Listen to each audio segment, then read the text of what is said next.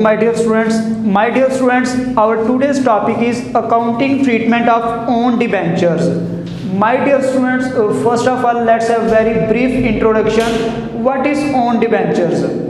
Own debentures ऐसे debentures को बोलते हैं जिसमें कंपनी अपने ही डिबेंचर्स मार्केट से परचेज करती है, लेकिन ये डिबेंचर्स फॉर रिडम्पशन पर परचेज नहीं किए जाते और ना ही ये डिबेंचर्स कैंसिल किए जाते हैं at the time of purchase. Basically होता कुछ यूँ है कि कंपनी के पास कुछ एक्सेसिव फंड्स पड़े होते हैं, कंपनी उन फंड्स को यूटिलाइज करने के लिए मार्केट से अपने ही डिबेंचर्स परचेज कर लेती है एज इन्वेस्टमेंट, और इन डिबेंचर्स को company as investment as asset ही ट्रीट करती है। ये बिल्कुल इसी तरह से जैसे कंपनी ने किसी और कंपनी के डिबेंचर्स परचेज किए हुए हैं अपने पास एज इन्वेस्टमेंट, और ये डिबेंचर्स एक्टिव रहते हैं जब तक कंपनी के पास रहते हैं। इन डिबेंचर्स पे कंपनी इंटरेस्ट पे भी कर रही होती है और फिर इंटरेस्ट रिसीव भी किया जा रहा होता है इन डिबेंचर्स पे, मतलब at the same time in debentures पे जो इंटरेस्ट बन रहा है वो हमारा एक्सपेंस भी होता है और वो हमारा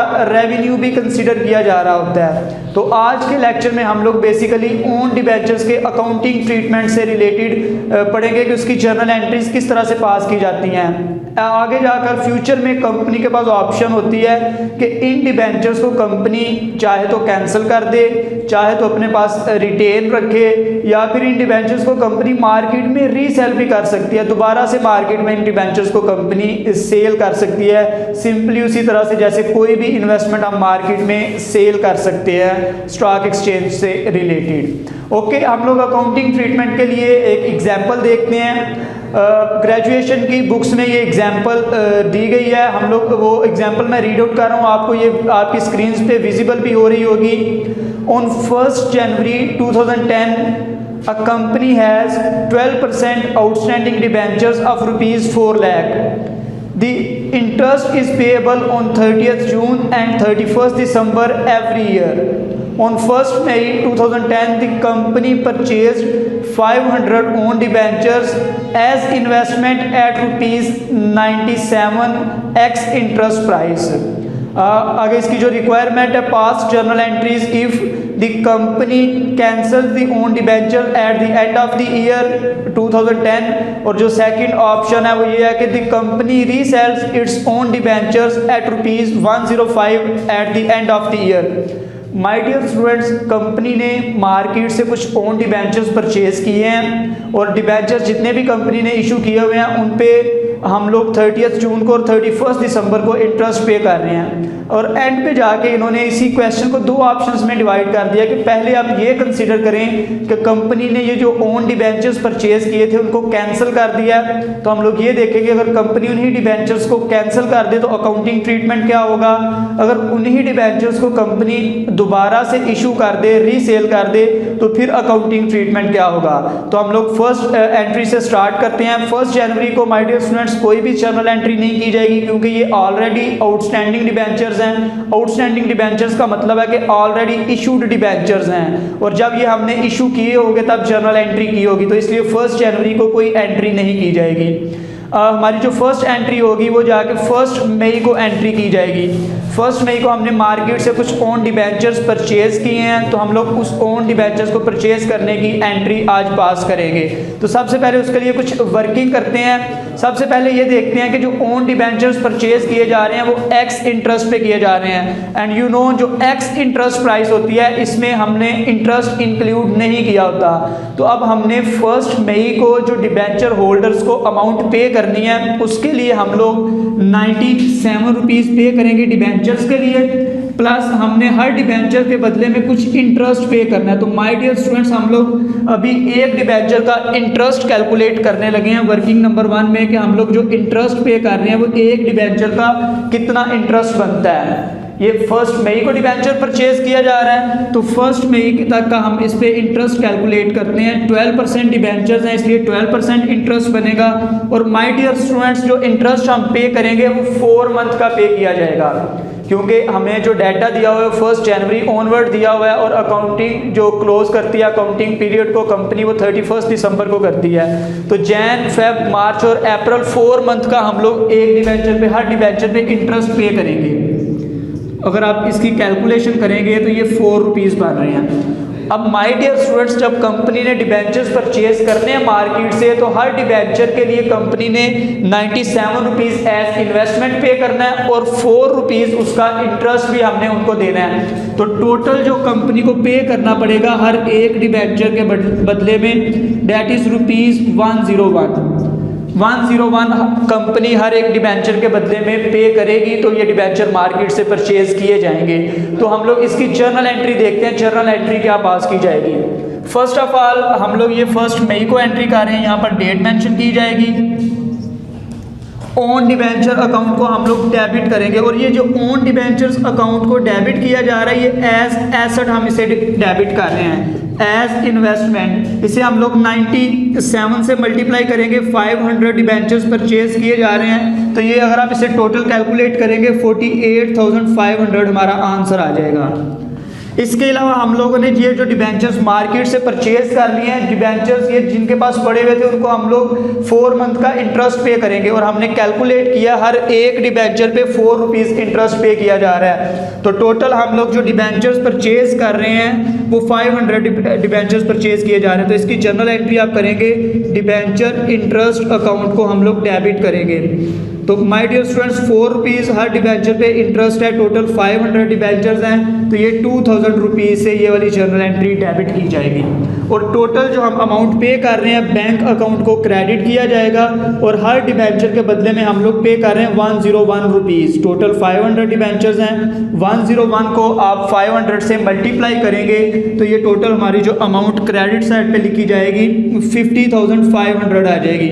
इसकी नरेशन आप लोग मेंशन करेंगे, being own debentures purchased from market या being 500 debentures purchased from market. This was first entry of purchasing own debentures from market. Next entry हम लोग जो पास करेंगे वो 30 जून को पास की जाएगी, क्योंकि उन्होंने क्वेश्चन में हमें मेंशन किया हुआ है कि कंपनी हर 30 जून को और 31 दिसंबर को इंटरेस्ट पे करती है। तो हम लोगों ने जो नेक्स्ट एंट्री पास करनी है वो 30 जून को पास करनी है, जिसमें हम लोग इंटरेस्ट पे करेंगे डिबेंचर्स पे। अब 30 जून को माय डियर स्टूडेंट्स जो इंटरेस्ट पे किया जाएगा वहाँ उसके लिए मैं यहाँ पर वर्किंग नंबर 2 के नेम से एक वर्किंग कर रहा हूँ। उसके लिए हम लोगों ने जो मार्केट में ऑलरेडी इशू डिबेंचर्स हैं, जो जनरल पब्लिक के पास डिबेंचर्स हैं वो 3,50,000 के पड़े हुए हैं, क्योंकि जब ईयर स्टार्ट हुआ था तो हमारे पास 4 लाख के डिबेंचर्स थे, लेकिन 500 डिबेंचर जो कि 50,000 के बनते हैं वो हम मार्केट से रीपरचेज कर चुके हैं, वो हमारे पास पड़े हुए हैं। अब हमने जो इंटरेस्ट पे करना है, जो मार्केट में डिबेंचर्स आउटस्टैंडिंग है उन पे भी पे करना है और जो हमारे पास डिबेंचर्स हैं इन पे भी इंटरेस्ट पे करना है। डिफरेंस जस्ट ये होगा कि जो मार्केट वाले डिबेंचर्स हैं उनका इंटरेस्ट हमारा आउटफ्लो हो जाएगा और ये वाला जो इंटरेस्ट है दोबारा हमें ही रिसीव हो जाएगा। तो हम लोग वर्किंग नंबर 2 में डिबेंचर इंटरेस्ट कैलकुलेट करने लगे हैं। सबसे पहले कैलकुलेट करते हैं जो मार्केट में डिबेंचर्स आउटस्टैंडिंग है, और यू नो कि ये 3,50,000 के मार्केट में डिबेंचर्स आउटस्टैंडिंग इस टाइम पड़े हुए हैं। टोटल 4 लाख के थे, 50,000 के हम लोग यहाँ पर परचेज कर चुके हैं। तो इस पे जो इंटरेस्ट पे किया जाएगा ये हम लोग 6 मंथ का इंटरेस्ट पे करेंगे, क्योंकि ये हम लोगों ने जब परचेज किए थे और जब लास्ट टाइम इंटरेस्ट पे किया था वो 31 दिसंबर को पे किया था और अब 30 जून को अब हम पे कर रहे हैं। तो इसकी अगर आप कैलकुलेशन करेंगे तो ये टोटल 21,000 अमाउंट बनेगी। हम लोगों ने 21,000 इंटरेस्ट पे करना है इन पे। इसके अलावा माय डियर स्टूडेंट्स इन ओन डिबेंचर्स पे भी इंटरेस्ट पे किया जाएगा, क्योंकि ये डिबेंचर्स अभी एक्टिव फॉर्म में पड़े हुए हैं। तो इन डिबेंचर्स पे जो इंटरेस्ट पे किया जाएगा वो सिर्फ 2 मंथ का डिबेंचर इंटरेस्ट पे करेंगे, क्योंकि इन डिबेंचर्स पे 4 मंथ का ऑलरेडी हम इंटरेस्ट यहाँ पे कर चुके हैं। तो ये जो 50,000 के डिबेंचर्स हैं इन पे हम लोग जो इंटरेस्ट पे करेंगे वो जस्ट 2 मंथ का इंटरेस्ट पे किया जाएगा। इसकी अगर आप कैलकुलेशन करेंगे तो ये हमारी जो वैल्यू आएगी टोटल वो 1,000 रुपीज़ हमारी वैल्यू बनेगी।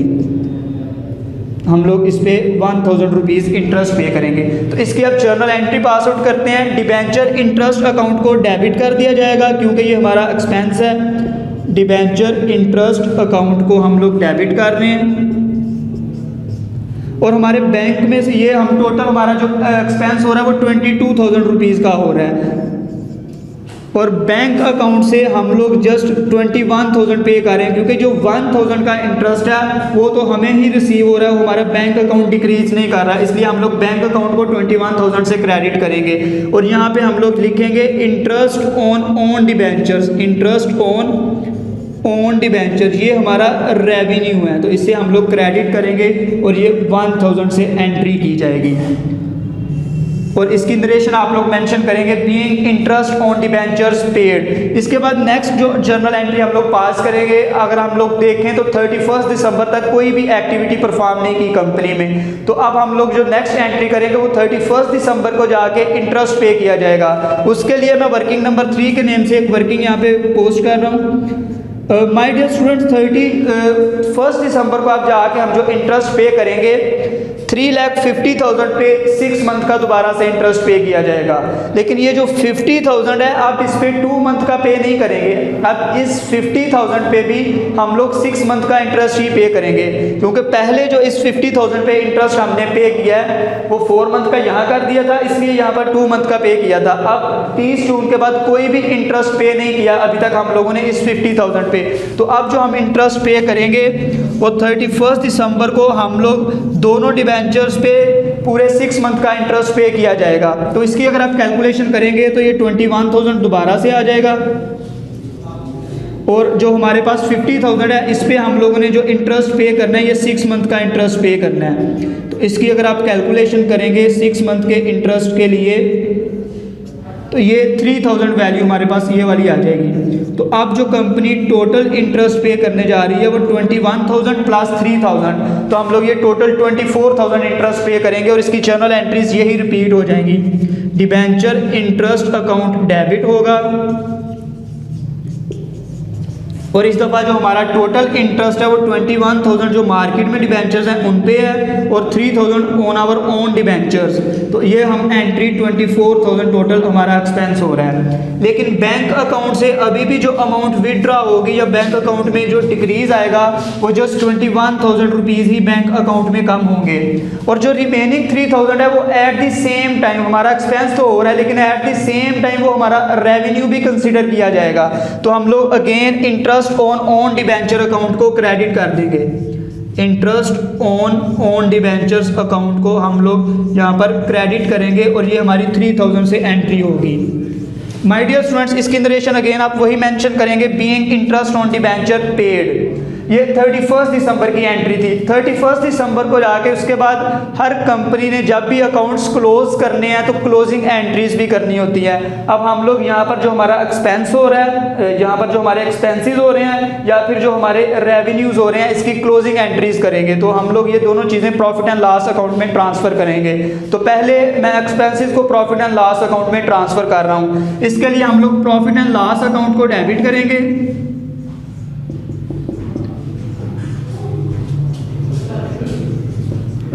और जो हमारा डिबेंचर इंटरेस्ट अकाउंट है इसे क्रेडिट किया जाएगा।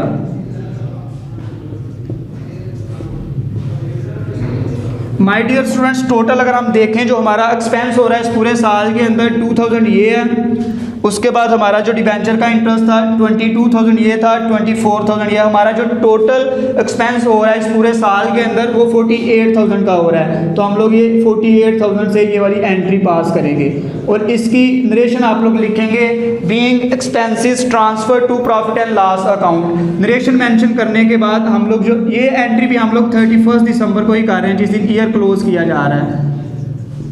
नेक्स्ट एंट्री भी सेम डेट पे होगी। अब हम सभी रेवेन्यूज को ट्रांसफर करने लगे हैं प्रॉफिट एंड लॉस अकाउंट में, तो उसके लिए जितने भी रेवेन्यूज होंगे उसको हम लोग डेबिट करेंगे और प्रॉफिट एंड लॉस अकाउंट को क्रेडिट कर दिया जाएगा। तो हमारा अगर हम लोग रेवेन्यूज देखें तो 1,000 यहाँ पे हमारा रेवेन्यू हो रहा है और 3,000 हमारा यहाँ पे रेवेन्यू हो रहा है, तो हम लोग इंटरेस्ट ऑन डिबेंचर को डेबिट करेंगे, इंटरेस्ट ऑन डिबेंचर्स अकाउंट को डेबिट किया जाएगा और प्रॉफिट एंड लॉस अकाउंट को हम लोग क्रेडिट करेंगे।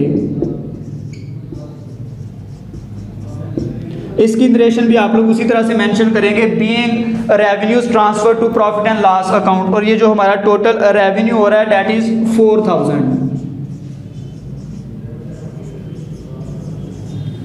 ये हमने क्लोजिंग एंट्रीज पास की हैं। माय डियर स्टूडेंट्स, अब जो क्वेश्चन की मेन रिक्वायरमेंट है, जो दो मेन एंट्रीज करनी है, हम उसकी तरफ मूव करते हैं। पहली ऑप्शन उन्होंने दी हुई है कि आपने ये कंसीडर करना है कि जो हमने ओन डिबेंचर्स परचेज किए थे इनको हम लोगों ने कैंसिल कर दिया है, इनको हम लोगों ने रिडीम कर दिया है, तो उसकी जर्नल एंट्री अब हम लोगों ने पास करनी है, जो बेसिक कॉन्सेप्ट था आज के लेक्चर का। तो जब हम लोग इन डिबेंचर्स को कैंसिल करते हैं तो हम लोग जैसे 500 डिबेंचर्स को अगर कैंसिल किया जा रहा है तो 12% डिबेंचर्स अकाउंट को डेबिट करेंगे, क्योंकि ये डिबेंचर्स खत्म हो रहे हैं, हमारी जो लाइबिलिटी थी वो वाइंड अप हो गई है, तो 12% डिबेंचर्स अकाउंट डेबिट होगा। और माय डियर स्टूडेंट्स, जैसे हम लोग ऑलरेडी पढ़ चुके हैं कि जब भी हम लोगों ने डिबेंचर्स इशू करने हैं तो फेस वैल्यू पार वैल्यू से करने हैं, जब भी हमने शेयर्स इशू करने हैं तो फेस वैल्यू से करने हैं। एग्जैक्टली उसी तरह से जब भी डिबेंचर्स को रिडीम करना है या कैंसिल करना है तो फेस वैल्यू से ही करना है। तो अगर हम लोग इसे कैंसिल करेंगे, 500 डिबेंचर्स को आप मल्टीप्लाई करें फेस वैल्यू के साथ, तो ये 50,000 अमाउंट हमारे पास आ जाएगी। इसके लिए हम लोग अभी अमाउंट कोई भी पे नहीं कर रहे। पहले ये होता था मार्केट से डिबेंचर्स परचेज करके उनको कैंसिल करते थे तो बैंक अकाउंट को क्रेडिट कर दिया जाता था, लेकिन अब हमने कोई भी कैश या अमाउंट पे नहीं की इन डिबेंचर्स को कैंसिल करने के लिए। हमारे पास एक एसेट पड़ा हुआ था, ये वाला एसेट खत्म हो जाएगा by the name of own debentures, तो हम लोग क्रेडिट करेंगे ओन डिबेंचर्स अकाउंट को, जो कि हमारा एसेट था ओन डिबेंचर्स अकाउंट। लेकिन ये जो हमारा एसेट पड़ा हुआ था ये जस्ट 48,500 रुपीज से पड़ा हुआ था। अब एक एसेट हमारे पास था 48,500, इसके अगेंस्ट हम लोगों ने जो लाइबिलिटी डिस्चार्ज किया डेट इज ऑफ 50,000, तो 1,500 रुपीज हमें इस लाइबिलिटी को डिस्चार्ज करने पे प्रॉफिट हो रहा है। मतलब हमने जो एसेट फोरगो किया है डेट इज 48,500 और लाइबिलिटी हमारी खत्म हो रही है 50,000 की, 1,500 का हमें प्रॉफिट हो रहा है। इसे हम लोग ट्रांसफर कर देते हैं कैपिटल रिजर्व फंड में, कैपिटल रिजर्व अकाउंट में हम लोग इस 1,500 को ट्रांसफर कर देंगे। तो इसकी नरेशन आप लोग मेंशन करेंगे, being the own debentures cancelled on 31 दिसंबर। इसकी भी जो डेट है वो एग्जैक्टली सेम है। अब जो लास्ट ऑप्शन इस क्वेश्चन में दी गई है हम उसकी तरफ मूव करते हैं कि आप ये कंसीडर करें, ये समझें कि कंपनी ने यहाँ पर डिबेंचर्स कैंसिल नहीं किए, बल्कि इन डिबेंचर्स को दोबारा मार्केट में कंपनी ने रीसेल कर दिया है, री इशू कर दिया है। तो जब कंपनी, ये बी ऑप्शन हम सॉल्व करने लगे हैं, अब जब कंपनी मार्केट में दोबारा डिबेंचर्स को रीसेल करेगी, री इशू करेगी, तो हमारे पास कंपनी के पास कैश रिसीव हो जाएगा, हम लोग बैंक अकाउंट को डेबिट कर देंगे। और ये जो इशू किए जा रहे हैं री इशू, ये 105 रुपीज़ का एक डिबेंचर इशू किया जा रहा है। हम लोग टोटल 500 डिबेंचर्स इशू कर रहे हैं, 105 का एक डिबेंचर इशू कर रहे हैं। अगर आप इसे 500 को 105 से मल्टीप्लाई करें तो ये 52,500 रुपीज़ आता है। इसके बाद हमारा जो एक एसेट है, हमारी जो एक इन्वेस्टमेंट थी वो ख़त्म हो रही है, वो वाइंड अप हो रही है, तो ओन डिबेंचर्स को हम लोग क्रेडिट कर देंगे। जब भी एसेट डिक्रीज होता है उसे हम क्रेडिट करते हैं। तो ओन डिबेंचर अकाउंट जो कि हमारी 48,500 से इन्वेस्टमेंट थी उससे हम लोगों ने ख़त्म कर दिया। अब इतने का एसेट फोरगो करने के बाद इतनी अमाउंट हमें रिसीव हो रही है। हम लोगों ने जो एसेट फोरगो किया है, जो एसेट सेल किया, उसकी जो हमारे पास बुक वैल्यू थी डेट वाज 48,500 और वो मार्केट में सेल हो गया 52,500 रुपीज़ का, हमें प्रॉफिट हो रहा है। तो यहाँ पर हम लोग मेंशन करेंगे प्रॉफिट ऑन रीसेल भी आप लिख सकते हैं, या डायरेक्टली से आप कैपिटल रिजर्व फंड में भी ट्रांसफर कर सकते हैं। मैं यहाँ पर profit and loss account mention कर रहा हूँ, प्रॉफिट एंड लॉस अकाउंट या profit on resale of debentures. तो ये अगर आप इसे कैलकुलेट करें तो ये आई थिंक 4,000 रुपीज़ बनते हैं। तो इस तरह से हम लोग इसकी फाइनल एंट्री करेंगे और इसकी नरेशन आप लोग मेंशन करेंगे, being own debenture resold in market, whatever आप इसकी कोई भी नरेशन इस तरह से मेंशन कर सकते हैं। Okay my dear students, this was all about the accounting treatment of own debentures. इंशाल्लाह नेक्स्ट लेक्चर में हम लोग एक नए टॉपिक के साथ हाजिर होंगे। तब तक के लिए अल्लाह हाफिज़।